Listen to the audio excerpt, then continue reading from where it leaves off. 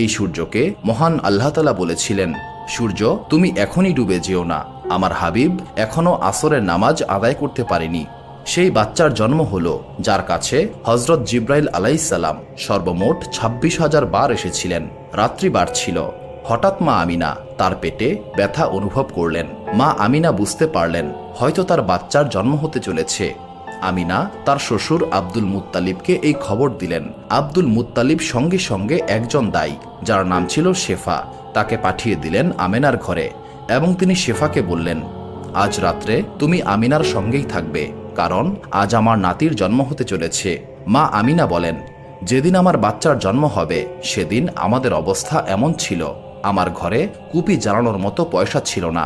প্রিয় দর্শক, আমাদের নবী হজরত মুহাম্মদ সাল্লাল্লাহু আলাইহি সাল্লাম এমন দারিদ্রতার মাঝেই জন্মগ্রহণ করেন। সেদিন রাত্রে আব্দুল মুত্তালিব এবং তার বাকি পুত্ররা মা আমিনার ঘরের বাইরেই অপেক্ষায় ছিলেন, যেন কোনো বিপদ হলে তারা সঙ্গে সঙ্গে আমিনার চিকিৎসার ব্যবস্থা করতে পারেন।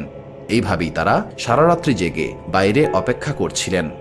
এক সময় রাত আরো গভীর হলো, চাঁদটাও ডুবে গেল। মা আমিনা তার পেটে আবারও হালকা একটু ব্যথা অনুভব করলেন। আমিনা বুঝতে পারলেন এবার তার বাচ্চার জন্ম হতে চলেছে। তিনি দাই শেফাকে ডাক দিলেন এবং বললেন, তার পেটে ব্যথা হচ্ছে। বাচ্চার জন্ম হতে প্রায় 1 ঘন্টা লেগে যায়।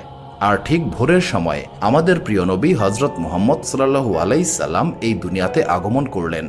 রাসূলুল্লাহ সাল্লাল্লাহু আলাইহি সাল্লামের জন্মের সময় 3টি আশ্চর্য ঘটনা ঘটে যায়, যেগুলো দেখে দাই শেফাও অনেক অবাক হয়ে যায়। যখন কোনো বাচ্চার জন্ম হয় তখন তার নাভি মায়ের সঙ্গে সংযুক্ত থাকে, কিন্তু আমাদের প্রিয় নবী সাল্লাল্লাহু আলাইহি সাল্লামের নাভি আগে থেকেই সম্পূর্ণরূপে আলাদা ছিল।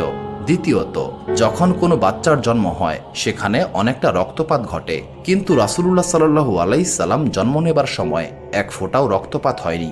তৃতীয়ত, যখন কোনো ছেলের জন্ম হয় তখন তার খতনা করা থাকে না, কিন্তু রাসূলুল্লাহ সাল্লাল্লাহু আলাইহি সাল্লামের জন্মের সময়ই তার খতনা করা ছিল। এই কারণে এই দুনিয়ার বুকে তার আর খতনা করার প্রয়োজন হয়নি। এই 3টি বিষয় দেখে দাই শেফা অনেকটাই ঘাবড়ে যান এবং তিনি আমিনাকে বললেন, হে আমিনা, আমি আমার এই জীবনে এমন অদ্ভুত বিষয় আর কখনোই দেখিনি। দাই শেফা নবী করিম সাল্লাল্লাহু আলাইহি সাল্লামকে কোলে নিয়ে মাটিতে এক পাশে রেখেছিলেন। ঠিক তখনই রাসূলুল্লাহ সাল্লাল্লাহু আলাইহি সাল্লাম তার ছোট্ট শরীরটাকে উল্টিয়ে সিজদায় চলে যান। এই দৃশ্য দেখে মা আমিনা অনেক অবাক হয়ে যান। কিছুক্ষণ পর তিনি আবার সোজা হয়ে যান এবং আসমানের দিকে তার একটি আঙ্গুল তাক করেছিলেন, যেন তিনি সাক্ষী দিচ্ছেন মহান আল্লাহ তাআলা এক এবং অদ্বিতীয়, তার কোনো শরিক নেই।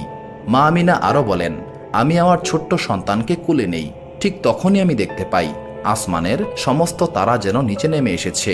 হঠাৎ এক টুকরো মেঘ আমার ঘরে চলে আসে এবং সেই মেঘের ছায়ায় আমার বাচ্চা গায়েব হয়ে যায় এবং গায়েবী আওয়াজ শুনতে পাই। কেউ একজন বলছে, হে জিব্রাইল, এই বাচ্চাকে নিয়ে সমগ্র দুনিয়া ঘুরে এসো। একে ইউসুফ আলাইহিসসালামের মতো সৌন্দর্য দাও, হজরত আয়ুব আলাইহিসসালামের মতো ধৈর্য দাও, ইব্রাহিম আলাইহিসসালামের মতো বন্ধুত্ব দাও, দাউদ আলাইহিসসালামের মতো মিষ্টি কণ্ঠ দাও।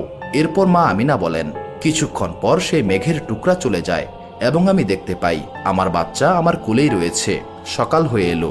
দাই শেফা ঘরের বাইরে এসে আব্দুল মুত্তালিবকে খুশির সংবাদ দিলেন। এই খবর শুনে আব্দুল মুত্তালিবের সারা রাত্র জেগে থাকার কারণে যে ক্লান্তি এসেছিল তা এক নিমিষেই মিলিয়ে যায়। তিনি খুশিতে কান্না করতে শুরু করেন। যখন দাই শেফা নবী করিম সাল্লাল্লাহু আলাইহি সাল্লামকে কোলে করে বাইরে নিয়ে আসেন, তখন সবার হুঁশ উড়ে যাবার মতো অবস্থা হয়েছিল। তারা অবাক হয়ে দেখতে থাকে